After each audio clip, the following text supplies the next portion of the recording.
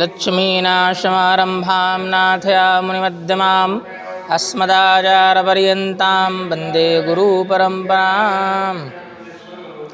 श्रीमन्नारायण नारायण नारायण श्रीमन्नारायण नारायण नारायण श्रीमन्नारायण नारायण नारायण। लक्ष्मी नारायण भगवान की जय। वृंदावन बिहारी लाल की जय। कार्तिक मास की जय। अब हम जो हैं, कल तक हमने चतुर्थे अध्याय की कथा का श्रवण किया। अब हम आगे की कथा, पंचमें अध्याय की कथा जो है यहाँ श्रवण करते हैं। आइए। इस प्रकार देवताओं को आश्वस्त करके भगवान विष्णु मत्स्य अवतार धारण कर विंध्य पर्वत की श्रृंखलाओं में वास करने लगे। कश्यप मुनि की अंजलि में जा गिरे। कश्यप मुनि उस समय सूर्य को अर्घ दे रहे थे।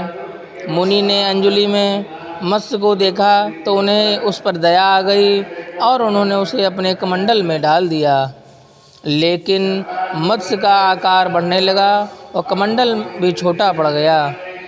तब मुनि ने उसे घड़े में डाल दिया, लेकिन घड़ा भी छोटा पड़ गया। तब उन्होंने घड़े से निकालकर उसे कुएं में डाल दिया, मगर मत्स्य का आकार कुएं में भी बढ़ने लगा।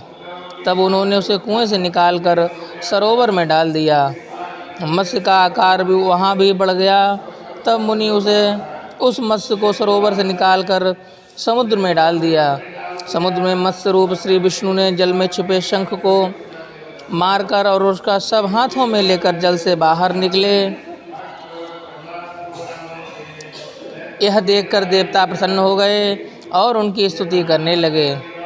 फिर देवताओं को लेकर वे बद्री वन चले गए। वहाँ उपस्थित ऋषियों से श्री विष्णु ने कहा कि वे जल में बिखर गए मंत्रादि वेद विज्ञान को ढूंढें। उन्होंने यह भी कहा कि वे स्वयं अब देवताओं सहित प्रयाग में निवास करेंगे। भगवान के कथानुसार ऋषियों ने समुद्र की गहराइयों में मंत्रादि ज्ञान को ढूंढा। जिस ऋषि ने जो मंत्र ढूंढा वह मंत्र उसी ऋषि के नाम से प्रसिद्ध हो गया। फिर सभी ऋषि प्रयाग गए और सारा ज्ञान प्रभु को अर्पण कर दिया। वेद व वेद संबंधित ग्रंथ पाकर ब्रह्मा जी सभी देवता अति प्रसन्न हुए। इस अवसर पर प्रयाग में अश्वमेध यज्ञ का आयोजन किया गया। यज्ञ की समाप्ति पर देवताओं ने भगवान से प्रार्थना की कि हे प्रभु, इस क्षेत्र को ब्रह्म क्षेत्र का नाम दिया जाए और यह पापों का नाशक हो। जो कोई भी यहाँ दान आदि करे उसे अक्षय पुण्य की प्राप्ति होवे।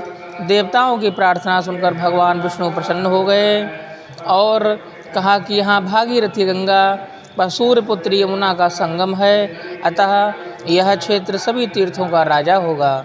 तभी से प्रयाग को तीर्थों का राजा कहा जाता है। श्री विष्णु ने आगे कहा कि माघ मास में तीर्थराज प्रयाग में स्नान पूजन दान पुण्य करने वाले व्यक्ति को मुक्ति अवश्य प्राप्त होती है। हे देवताओं, यद्यपि मैं सभी स्थानों पर हूँ, लेकिन बद्री का आश्रम मुझे अतिशय प्रिय है। इस धाम में एक दिन का किया गया तप दूसरे स्थानों पर 10 वर्षों तक किए गए तप के बराबर है।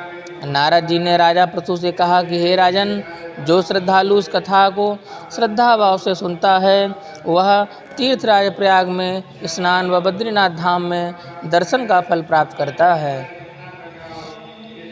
इसी के साथ 5वें अध्याय की कथा जो है यहीं संपन्न होती है।